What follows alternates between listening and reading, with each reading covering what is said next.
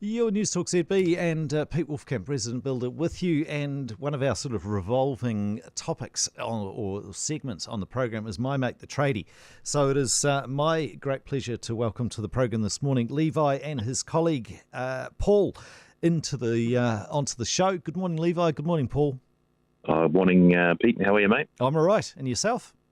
Yeah, good, thanks. I'll just introduce you to Paul, who's beside me now. So, hi, Peter. It's Paul here, ready to be called on. Lovely. I'm looking forward to this. So what we're going to talk about today is heating, particularly in bathrooms, because it's kind of people forget about the usefulness, perhaps, of installing some heating. So a couple of quick questions, because I know you guys do this all the time. What types of heating are available for bathrooms? Peter, I think the main heating for bathrooms these days is fans, bathroom fans, which are, mounted on the wall and pretty much used on demand. And that's probably the run-of-the-mill line of heating. I'd like to think that, we're not too far behind, but certainly the numbers indicate that there are a lot of people who should be using our product versus the fan just because of the comfort and the economy, really. The economy is the thing which is very misleading. People have got no idea just what it costs to run and the installation cost. So this is for, typically it's almost like if you've forgotten to do something about it at the planning stage and the building stage, then the afterthought is, let's whack a fan on the wall. That is true. That's if people don't get their timing right or actually aware around just what we're promoting and what we've done for a long time. All right. You don't get a second chance, unfortunately. Yeah, that's a big part of planning well, is to be able to install the right product at the right time and have, I suppose, a vision for the entire space at the beginning, rather than suddenly at the end of it go, I've got a lovely new bathroom, but I've never thought about my heating. Other forms of heating, particularly underfloor, what's involved with that? It's either an electric system, which is what we do. We have what we would like to think is an on-demand system. Our cable sits very close to the surface, so it responds very quickly. The other forms of underfloor heating would be water-fed systems, which are, driven by your home's heat source and is embedded in the concrete. That's typically for larger residential properties and commercial, but we pretty much focused on small areas in domestic homes. So if you were doing a renovation, the typical sort of thing where you go, okay, I'm sick and tired of the bathroom, it doesn't work for me anymore, I'm going to basically gut the whole thing and start again. At what point do you need to start thinking about heating?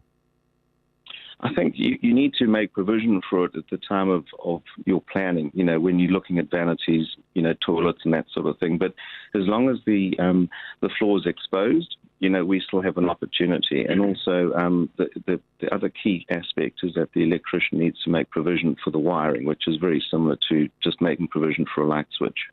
Okay, because that was going to be one of my questions is, who can do this work?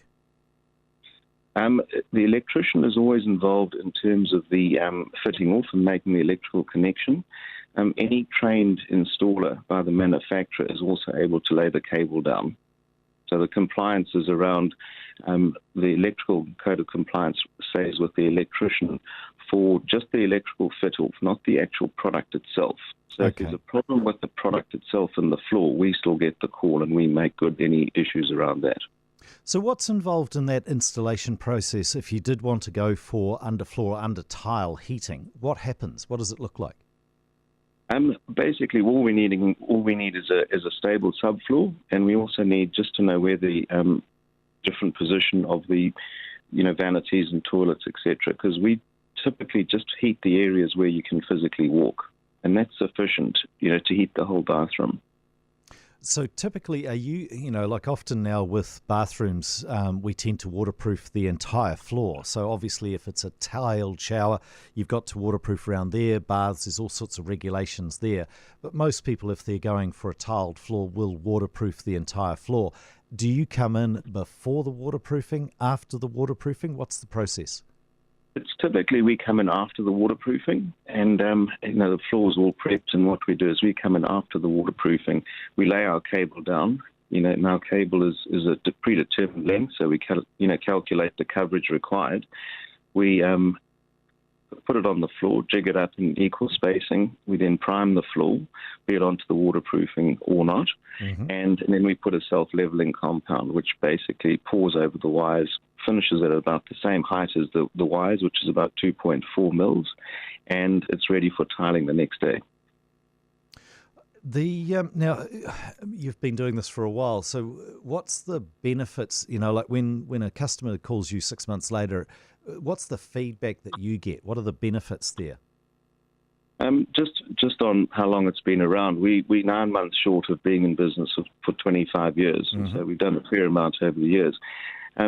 Basically, what people would do is, sorry, if you can just what was that question again, Pete? Just in terms of, I'm looking at the benefits of it. What are people reporting back to you in terms of the either the level of comfort or the usability, how they feel about the bathroom if they have done a good job with the heating? We get feedback, when we expose ourselves to the general public, say at the home show. Sure. People who have had it before will never ever not put it in again. That's the feedback we get. It's just that, what we try and achieve is the temperature of the floor in summer, but we do that in winter. So if you don't know that the floor is actually on, that's the correct temperature, because you're not losing any heat to a colder surface.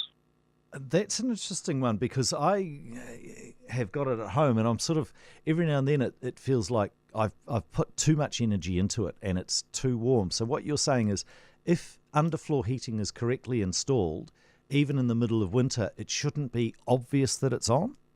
That's correct. So that's what we say to people. It's a bit like in a supermarket. If you walk into the supermarket, you're not cold.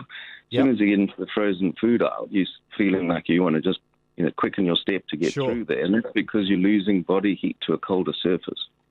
Brilliant. Well, that's a good takeaway from me, because I think I need to readjust the underfloor heating that I've got at my place. That's brilliant. That's absolutely fantastic. Really good to talk with both yourself and Levi. Appreciate the expertise that you bring to the table. All the best to you. Take care. Peter. All the best. You're with News Talk ZB. That was Paul and Levi from Warmup. That's my mate, the Tradies. We are back straight after news, sport and weather, top of the hour at 7 o'clock. Join us there. You can call me now, 0800 80 1080.